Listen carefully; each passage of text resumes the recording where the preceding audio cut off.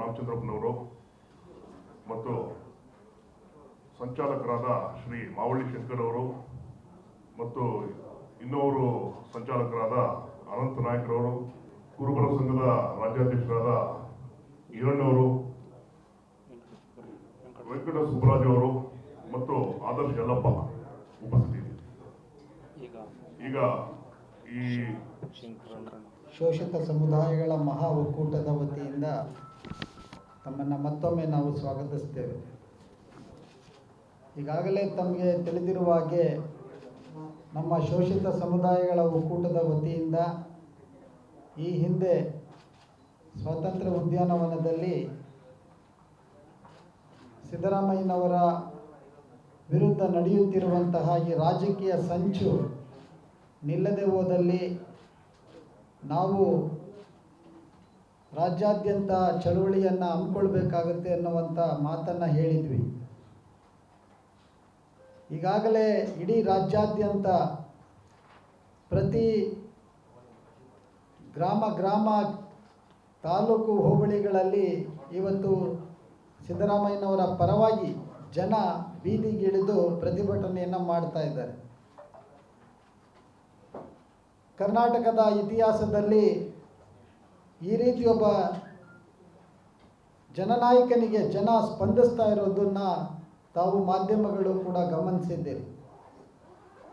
ಯಾವುದೇ ಒಂದು ಉರುಳಿಲ್ಲದ ಪ್ರಕರಣವನ್ನು ಅದನ್ನು ವೈಭವೀಕರಿಸಿ ಏನೋ ಸಿದ್ದರಾಮಯ್ಯನವರು ಇಡೀ ರಾಜ್ಯದ ಖಜಾನೆಯನ್ನು ಲೂಟಿ ಮಾಡಿಬಿಟ್ಟಿದ್ದಾರೆ, ಆಸ್ತಿಯನ್ನು ನುಂಗಿಬಿಟ್ಟಿದ್ದಾರೆ ಅನ್ನುವಂತಹ ಈ ಗೋಬಲ್ಸ್ ಥಿಯರಿ ಅಂತ ಕರಿತೀವಿ. ಹಿಟ್ಲರ್ ಕಾಲದಲ್ಲಿ ಒಬ್ಬ ಗೋಬೆಲ್ ಅಂತ ಇದ್ದ, ಅವನು ಒಂದು ಸುಳ್ಳನ್ನು 1000 ಬಾರಿನೋ ಹೇಳಿಬಿಟ್ರೆ ಅದು ಸತ್ಯ ಆಗುತ್ತಂತೆ. ಹೀಗಾಗಿ ಈ ಸುಳ್ಳುಗಾರರ ಸಂಘ, ಈ RSS, ಅದರ ರಾಜಕೀಯ ಅಂಗವಾದಂಥ BJP ಮತ್ತು ಅದರ ಜೊತೆಗೆ ಸೇರಿಕೊಂಡಿರುವಂಥ ಈ ಪಾಳ್ಯಗಾರಿಕೆ ರಾಜಕಾರಣವನ್ನು ಹೆಸರಿಗೆ ಜಾತ್ಯತೀತ, ಆದರೆ ಅಲ್ಲಿ ನಡೀತಾ ಇರುವಂಥದ್ದೆಲ್ಲ ಜಾತಿವಾದಿ ನೀತಿಗಳೇ. ಈ BJP ಮತ್ತು JDS ಅವರ ಅನೈತಿಕ ಸಂಬಂಧದಿಂದ ಇವತ್ತು ಒಬ್ಬ ದಮನಿಸಲ್ಪಟ್ಟಂಥ, ತುಳಿತಕ್ಕೊಳಪಟ್ಟಂಥ, ಶೋಷಿಸಲ್ಪಟ್ಟಂಥ ಸಮುದಾಯಗಳ ಒಬ್ಬ ನಾಯಕನನ್ನು ನಾವು ರಾಜಕೀಯವಾಗಿ ಅವರನ್ನು ಮುಗಿಸ್ತೀವಿ ಅನ್ನುವಂಥ ಇದೆಯಲ್ಲ, ಅದು ಅವರ ಭ್ರಮೆ ಅನ್ನೋದನ್ನು ನಾವು ಹೇಳಬೇಕಾಗತ್ತೆ. ಆ ಕಾರಣಕ್ಕಾಗಿ ಈ ರಾಜಕೀಯ ಹತ್ಯೆಯನ್ನು ಪೊಲಿಟಿಕಲ್ಲಾಗಿ ನಾವು ಸಿದ್ದರಾಮಯ್ಯನವರನ್ನು ಯಾವುದೇ ರೀತಿಯಲ್ಲಿ ಮಣಿಸ್ತೀವಿ ಅನ್ನುವಂಥ ಇದೆಯಲ್ಲ, ಅದು ಸಾಧ್ಯ ಇಲ್ಲ. ಯಾಕಂದರೆ ಈಗಾಗಲೇ ಕಾನೂನಿನ ಪ್ರೋಸೆಸ್ ಆರಂಭ ಆಗಿದೆ, ಪ್ರಕ್ರಿಯೆ ಆರಂಭ ಆಗಿದೆ. ಆದರೆ ಒಟ್ಟಾರೆ ರಾಜ್ಯದ ರಾಜಕೀಯ ಇತಿಹಾಸವನ್ನು ನಾವು ನೋಡಿದಾಗ ಯಾವ ಸಮುದಾಯಗಳು ಈ ದೇಶ, ಈ ರಾಜ್ಯದ ಅಧಿಕಾರವನ್ನು ಹಿಡಿದಿದ್ದಾವೆ, ಆ ಸಂದರ್ಭದಲ್ಲಿ ಶೋಷಿತ ಸಮುದಾಯಗಳು ಏನಾದರೂ ಪ್ರಶ್ನೆ ಮಾಡ್ತಾ ಇದ್ವಾ? ಒಕ್ಕಲಿಗರು ಎಷ್ಟು ಬಾರಿ ಮುಖ್ಯಮಂತ್ರಿ ಆಗಿದ್ದಾರೆ, ಲಿಂಗಾಯತರು ಎಷ್ಟು ಬಾರಿ ಮುಖ್ಯಮಂತ್ರಿಗಳಾಗಿದ್ದಾರೆ, ಹಿಂದುಳಿದ ಜಾತಿಗಳಲ್ಲಿ ಮೊದಲ ಬಾರಿಗೆ ಸಣ್ಣ ಸಮುದಾಯದ ಅರಸು ಅವರು ಬಂದರು, ಅದು ಮೈಕ್ರೋ ಕಮ್ಯುನಿಟಿ. ಅದಾದಮೇಲೆ ಬಂದಂಥವರು ಸನ್ಮಾನ್ಯ ಸಿದ್ದರಾಮಯ್ಯನವರು ಬರಬೇಕಾದ್ರೆ ಎಷ್ಟು ಕಾಲಾವಧಿ ತಗೊಳ್ತು. ಇವತ್ತಿಗೂ ಕೂಡ ಪರಿಶಿಷ್ಟ ಜಾತಿಗಳ ದಲಿತರು, ಮುಸಲ್ಮಾನರಿಗೆ ರಾಜಕೀಯ ಅಧಿಕಾರ ಸಿಕ್ಕಲಿಲ್ಲ. ಅದು ಒಂದು ಪ್ರೋಸೆಸ್ಸಲ್ಲಿ ಆಗುವಂಥದ್ದು. ಸಾಮಾಜಿಕ ನ್ಯಾಯ ಅದು ಒಂದು ತಿರುವನ್ನು ಪಡ್ಕೊಳ್ಳುವಂಥ ಸಂದರ್ಭದಲ್ಲಿ ಇವತ್ತು ರಾಜಕೀಯ ಪ್ರಜ್ಞೆ ಈ ಸಮುದಾಯಗಳಲ್ಲಿ ಇವತ್ತು ಬಂದಿದೆ. ಇವತ್ತು ಕಳೆದ ಈ ರಾಜ್ಯದ ರಾಜಕೀಯವನ್ನು ನೋಡಿದಾಗ ಕೇವಲ ಮತ ಬ್ಯಾಂಕ್ಗಳಾಗಿದ್ದಂಥ ಹಿಂದುಳಿದವರು, ದಲಿತರು, ಅಲ್ಪಸಂಖ್ಯಾತರು ಇವತ್ತು ನಿರ್ಣಾಯಕ ಸ್ಥಿತಿಗೆ ನಾವು ಬಂದಿದ್ದೇವೆ ನಾವು. ಹಾಗಾಗಿ ನಮ್ಮ ನಾಯಕರನ್ನು ನಾವು ಉಳಿಸ್ಕೊಳ್ಬೇಕಾಗತ್ತೆ. ಆ ನಾಯಕತ್ವದ ಮೇಲೆ ಮತ್ತೊಂದು ಮರು ನಾಯಕತ್ವವನ್ನು ಹುಟ್ಟಾಕಬೇಕಾಗತ್ತೆ ನಾವು. ಆ ಹಿನ್ನೆಲೆಯಲ್ಲಿ ಇವತ್ತು ದಲಿತ ರಾಜ್ಯಪಾಲರನ್ನು ಇವರು ಈ ರೀತಿ ಅಪಮಾನಗೊಳಿಸ್ತಾರೆ ಅನ್ನುವಂತಹದ್ದನ್ನು ಇವತ್ತು ಮಾತಾಡಕ್ಕತ್ತಿದ್ದಾರೆ. ಹಾಗಾದರೆ ನಿಮ್ಮ ಈ ದೇಶದ ಪ್ರಧಾನಿಯಾಗಿದ್ದಂಥ ಮೋದಿಯವರು ಸಂಸತ್ ಭವನದ ಉದ್ಘಾಟನೆ ಸಂದರ್ಭದಲ್ಲಿ ಯಾರನ್ನು ಕರಿಬೇಕಾಗಿತ್ತು? ನಿಜವಾದ ಸಾಂವಿಧಾನಿಕ ಹಕ್ಕು ಯಾರು ಹೊಂದಿದ್ದಾರೆ? ರಾಷ್ಟ್ರಪತಿಗಳನ್ನು ಕರೆಯಲಾರ್ದಂಥ ಈ ಜನ ಇವತ್ತು ಸೋಗಲಾಡಿತನವನ್ನು ಹೇಳಿ ರಾಜ್ಯಪಾಲರ ವಿರುದ್ಧ ದಲಿತರು ಅನ್ನೋ ಕಾರಣಕ್ಕೆ ಇವರು ಮಾಡ್ತಾ ಇದ್ದಾರೆ ಅನ್ನುವಂಥದ್ದನ್ನು ನೆಪವನ್ನು ಹೂಡ್ತಾ ಇದ್ದಾರೆ. ಇದು ಏನು ಸಣ್ಣ ಮಕ್ಕಳಿಗೂ ಇದು ಅರ್ಥ ಆಗುತ್ತೆ. ಹಾಗಾಗಿ ನೀವು ರಾಜ್ಯಪಾಲರ ಮುಖವಾಡ ಧರಿಸಿ ಅವರ ಮೂಲಕ ಕೇಂದ್ರ ಸರ್ಕಾರದ ಏನು ಒಂದು ಕುತಂತ್ರವನ್ನು ಇಲ್ಲಿ ಬಳಸಿ ಈ ಸರ್ಕಾರವನ್ನು ಅಸ್ಥಿರಗೊಳಿಸೋದಾಗಲಿ ಅಥವಾ ಮುಖ್ಯಮಂತ್ರಿಗಳಾದಂಥ ಸಿದ್ದರಾಮಯ್ಯನವರನ್ನು ನೀವು ರಾಜಕೀಯವಾಗಿ ನಾವು ಮುಗಿಸ್ತೀವಿ ಅನ್ನುವಂಥದ್ದು ಇದೆಯಲ್ಲ, ಇದಕ್ಕೆ ಯಾವುದೇ ಇದು ಕೈಗೂಡೋದಿಲ್ಲ ಅನ್ನುವಂಥ ಮಾತನ್ನು ನಾವು ಹೇಳೋಕ್ಕೆ ಇಷ್ಟಪಡ್ತೇವೆ. ಇಡೀ ರಾಜ್ಯದಲ್ಲಿ ಜನ ಸ್ವಯಂ ಸ್ಫೂರ್ತಿಯಿಂದ ಇವತ್ತು ಬೀದಿಗಿಳಿದಿದ್ದಾರೆ. ಅವರ ಪಕ್ಷದವರು ಅವರು ಏನೋ ಮಾಡ್ಕೊಳ್ತಾರೆ, ಅದಕ್ಕೂ ನಮಗೂ ಸಂಬಂಧ ಇಲ್ಲ. ಆದರೆ ಶೋಷಿತ ಸಮುದಾಯಗಳು ಸ್ವಯಂ ಸ್ಫೂರ್ತಿಯಿಂದ ಇವತ್ತು ಹೋರಾಟಕ್ಕೆ ಇಳಿದಿದ್ದಾರೆ. ಆ ಹಿನ್ನೆಲೆಯಲ್ಲಿ ನಮ್ಮ ಶೋಷಿತ ಸಮುದಾಯಗಳ ಒಕ್ಕೂಟ ನಾವು ಹಿಂದೆ ಏನೋ ಒಂದು ಘೋಷಣೆಯನ್ನು ಮಾಡಿದ್ದೀವಿ, ರಾಜಭವನ್ ಚಲೋ ಅನ್ನುವಂಥ ಬೃಹತ್ ಕಾರ್ಯಕ್ರಮವನ್ನು ನಾವು ಹಮ್ಮಿಕೊಳ್ತೀವಿ ಅನ್ನುವಂಥ ಮಾತನ್ನು ನಾವು ಹೇಳಿದ್ದೀವಿ. ಅದರ ಪ್ರಕಾರನೇ ಇದೇ ತಿಂಗಳು 27ನೇ ತಾರೀಕಿಗೆ ಸಾವಿರಾರು ಸಂಖ್ಯೆಯಲ್ಲಿ ಇಡೀ ರಾಜ್ಯದ ಎಲ್ಲ ದಮನಿಸಲ್ಪಟ್ಟಂಥ ದಮನಿತರು, ಹಿಂದುಳಿದವರು, ದಲಿತರು, ಅಲ್ಪಸಂಖ್ಯಾತರ ಸಮುದಾಯಗಳು ಮತ್ತು ಎಲ್ಲ ಸಮುದಾಯಗಳಲ್ಲಿರುವಂಥ ಬಡವರು ಯಾರು ಸಿದ್ದರಾಮಯ್ಯನವರ ಸರ್ಕಾರ ಕೊಟ್ಟಿರುವಂತಹ ಯೋಜನೆಗಳ ಮೂಲಕ ತಮ್ಮ ಬದುಕನ್ನು ಕಂಡುಕೊಂಡಿದ್ದಾರೆ, ಅವರೆಲ್ಲರೂ ಕೂಡ ಸ್ವಯಂ ಸ್ಫೂರ್ತಿಯಿಂದ ಈ ಹೋರಾಟಕ್ಕೆ ಬರ್ತಾ ಇದ್ದಾರೆ. ಕರ್ನಾಟಕದಲ್ಲಿ ಒಂದು ಹೊಸ ಪರ್ವ ಆರಂಭ ಆಗುತ್ತೆ, ಅದು ಸಿದ್ದರಾಮಯ್ಯನವರ ನಾಯಕತ್ವದ ಮೂಲಕ ಅನ್ನುವಂಥ ಮಾತನ್ನು ಈ ಸಂದರ್ಭದಲ್ಲಿ ಹೇಳ್ತಾ, ಆವತ್ತು ಇಡೀ ರಾಜ್ಯದ ಜನ ಸಾವಿರಾರು ಸಂಖ್ಯೆಯಲ್ಲಿ ಬೆಂಗಳೂರಿಗೆ ಬರ್ತಾರೆ. ಫ್ರೀಡಮ್ ಪಾರ್ಕಿಂದ ನಮ್ಮ ಮೆರವಣಿಗೆ ಅದು ರಾಜಭವನದ ಕಡೆಗೆ ಹೋಗುತ್ತೆ. ರಾಜಭವನದ ಕಡೆಗೆ ಹೋಗುವಾಗ ಅವರು ಕಾನೂನು ಪ್ರಕಾರ ಏನು ಮಾಡ್ಕೊತಾರೋ ಮಾಡಿಕೊಳ್ಳಿ, ಅದರ ಬಗ್ಗೆ ನಮ್ಮ ಆಕ್ಷೇಪ ಇಲ್ಲ. ಆದರೆ ನಮ್ಮ ಹೋರಾಟ ಒಂದು ದೀರ್ಘಾವಧಿ ಹೋರಾಟ ಆಗಿರುತ್ತೆ.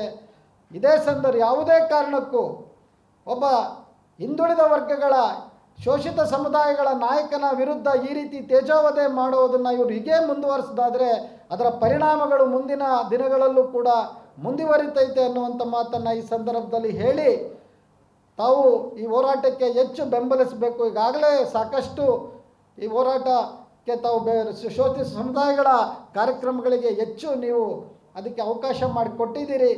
ಈ ಹೋರಾಟವನ್ನು ಬೆಂಬಲಿಸಬೇಕು.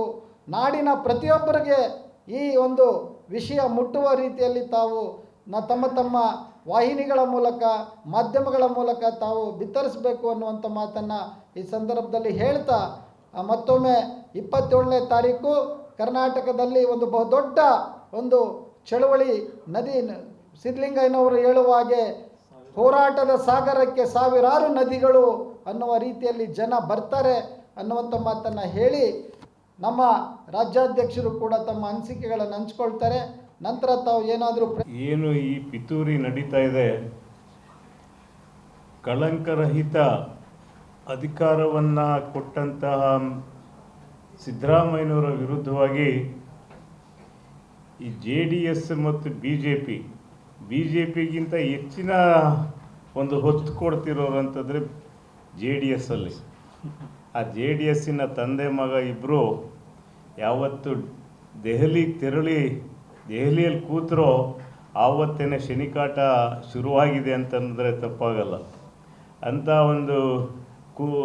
ಒಂದು ಕುಯುಕ್ತಿಯಿಂದ ಏನಾದರೂ ಮಾಡಿ ಸಿದ್ದರಾಮಯ್ಯನ ಒಂದು ರಾಜಕೀಯ ಜೀವನವನ್ನು ಮುಗಿಸ್ಬೇಕು ಅಂತ ಒಂದು ತೀರ್ಮಾನಕ್ಕೆ ಬಂದಂಥದ್ದವರು. ಯಾವುದೇ ಒಂದು ಅವ್ರ ಮೇಲೆ ಬಂದಿರತಕ್ಕಂಥ ಆಪಾದನೆ ಅವ್ರಿಗೆ ಯಾವುದೇ ರೀತಿಯಲ್ಲೂ ನಾವು ಯಾವುದೇ ದಿಕ್ಕಿನಿಂದ ನೋಡಿದ್ರೂ ಕೂಡ ನಾವು ಅದನ್ನು ಅವ್ರ ಮೇಲೆ ಬಂದಿರೋಂಥ ಆರೋಪ ಅದು ಸುಳ್ಳು ಆರೋಪ ಅಂತ ಅನ್ನೋದನ್ನು ಎಲ್ಲರಿಗೂ ತಿಳಿದಿರೋಂಥ ವಿಷಯನೇ. ಆದರೂ ಕೂಡ ಆ ಒಂದು ವಿಷಯವನ್ನು ಇಟ್ಕೊಂಡು ಕೇಂದ್ರ ಸರ್ಕಾರದ ಮೇಲೆ ಪ್ರಭಾವ ಬೀರಿ ಕೇಂದ್ರ ಸರ್ಕಾರದವರು ರಾಜ್ಯಪಾಲರ ಮುಖಾಂತರ ಈ ಒಂದು ಕೃತ್ಯಕ್ಕೆ ಕೈ ಹಾಕಿದ್ದಾರೆ. ಈ ಕೃತ್ಯಕ್ಕೆ ಕೈ ಹಾಕಿರೋದು ನಮ್ಮ ಒಂದು ನಾಯಕರ ವಿರುದ್ಧ ಹಾಕಿರೋಂಥ ಈ ಒಂದು ಕುಯುಕ್ತಿಯನ್ನು ಈ ಒಂದು ಏನು ಇವ್ರು ಮಾಡ್ತಿರೋಂಥ ರೀತಿ ಇದೆಯಲ್ಲ, ಇದನ್ನು ನಾವೆಲ್ಲ ಖಂಡಿಸ್ತೇವೆ. ಈ ಖಂಡಿಸೋದ್ರ ಜೊತೆಗೆ ಈ ಸಿದ್ದರಾಮಯ್ಯನವರ ಬೆನ್ನಿಂದೆ ನಮ್ಮ ಶೋಷಿತ ವರ್ಗಗಳು, ಏನು ಅಹಿಂದ ವರ್ಗ ಅಂತ ನಾವು ಕರಿತೀವಿ, ಈ ಅಹಿಂದ ವರ್ಗಗಳ ಶಕ್ತಿ ಇದೆ ಅಂತ ಅನ್ನೋದನ್ನು ನಾವು ಈಗಾಗಲೇ ರುಜುವಾತು ಮಾಡಿದ್ದೀವಿ. ಅದೇನು ಸ್ಯಾಂಕ್ಷನ್ ಮಾಡಿದ್ರು ಪ್ರಾಸಿಕ್ಯೂಷನ್ಗೆ, ವಿತಿನ್ 2 ಅವರ್ಸಲ್ಲಿ ರಾಜ್ಯಾದ್ಯಂತ ಪ್ರತಿಭಟನೆಗಳನ್ನು ಕೂಡ ಮಾಡಿದ್ರು. ಎಲ್ಲ ಶೋಷಿತ ಸಮಾಜದ ಸೇರಿದಂತಹ ಜನ ಸ್ವಯಂಕೃತವಾಗಿ ಆಯಾಯ ಜಿಲ್ಲೆಗಳಲ್ಲಿ ಒಂದು ಪ್ರತಿಭಟನೆಗಳನ್ನು ಮಾಡಿದ್ರು. ಆ ದೃಷ್ಟಿಯಲ್ಲಿ ನಾವು ಎಚ್ಚರಿಕೆ ಕೊಟ್ಟಿದ್ವಿ. ಈ ವಿಷಯವನ್ನು ಒಂದು ಏನು ನ್ಯಾಯಾಂಗ ತನಿಖೆಗೆ ಒಪ್ಪಿಸಿದ್ದಾರೆ, ಆ ನ್ಯಾಯಾಂಗ ತನಿಖೆಯ ಒಂದು ವರದಿ ಏನು ಬರ್ತದೆ, ಆ ವರದಿಯಲ್ಲಿ ಅವ್ರು ತಪ್ಪಿತಸ್ಥರು ಅಂತಂತಂದರೆ ನೀವು ಅವ್ರ ಮೇಲೆ ಶಿಕ್ಷೆ ತಗೊಳ್ಳೋದ್ರೆ ನಮಗೂ ಕೂಡ ಏನು ಅಭ್ಯಂತರ ಇಲ್ಲ. ಆ ವರದಿ ಬರೋ ತನಕ ಕೂಡ ಕಾಯಿದೆ. ಯಾವುದೇ ರೀತಿಯಲ್ಲಾಗಲಿ ಆ ವರದಿ ಬರೋದಕ್ಕೆ ಮುಂಚಿತವಾಗಿಯೇ ಇವರ ಒಂದು ವ್ಯಕ್ತಿತ್ವಕ್ಕೆ ಕಳಂಕ ತರಬೇಕು ಅಂತ ಅನ್ನೋ ದೃಷ್ಟಿಯಲ್ಲಿ ಈ ಎಲ್ಲ ಕೃತ್ಯಗಳನ್ನು ನಡೆಸ್ತಾ ಇದ್ದಾರೆ. ಇಂಥ ಕೃತ್ಯಗಳು ನಾವು ಹಿಂದೆನೂ ಕೂಡ ಹೇಳಿದ್ವಿ, ಇಂಥ ಕೃತ್ಯಗಳು ಮುಂದುವರೆದಿದ್ದೇ ಆದರೆ ರಾಜ್ಯಾದ್ಯಂತ ಏನು ಈ ಶೋಷಿತ ವರ್ಗಗಳಿದ್ದಾವೆ, ಸುಮ್ಮನೆ ನಾವು ಕೂರಲ್ಲ, ರಾಜ್ಯಾದ್ಯಂತ ನಾವು ದಂಗೆ ಹೇಳ್ಬೇಕಾದಂತ ಅನ್ನೋದನ್ನು ಕೂಡ ಹೇಳಿದ್ದೀವಿ. ರಾಜಭವನ ಚಲೋ ಕೂಡ ಮಾಡ್ತೀವಿ ಅಂತ ಹೇಳಿದ್ದೀವಿ.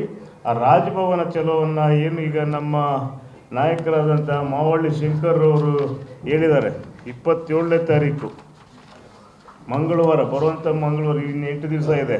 ಆ 8 ದಿವಸದಲ್ಲಿ ಈಗ ರಾಜಭವನ ಚಲೋವನ್ನು ಕೂಡ ನಾವು ಹಮ್ಮಿಕೊಂಡಿದ್ದೀವಿ.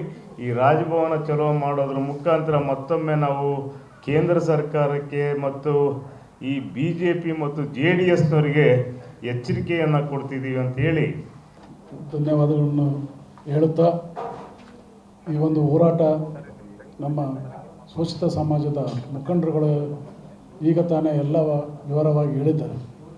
ಅದೇ ರೀತಿ ನಮ್ಮ ಕರ್ನಾಟಕ ಪ್ರದೇಶ ಕುರುಬರ ಸಂಘ ಯಾವತ್ತೂ ಶೋಷಿತ ಸಮಾಜದ ಜೊತೆಗೆ ಯಾವಾಗಲೂ ನಾವು ಹೋರಾಟಕ್ಕೆ ಸತತವಾಗಿ ಇರ್ತೇವೆ ಅಂತ ಈ ಪತ್ರಿಕಾ ಮುಖಾಂತರ ಹೇಳಕ್ಕೆ ಇಷ್ಟಪಡ್ತೀನಿ. ಗ್ಯಾರಂಟಿ ನ್ಯೂಸ್, ಸುದ್ದಿ ಖಚಿತ, ನ್ಯಾಯ ನಿಶ್ಚಿತ.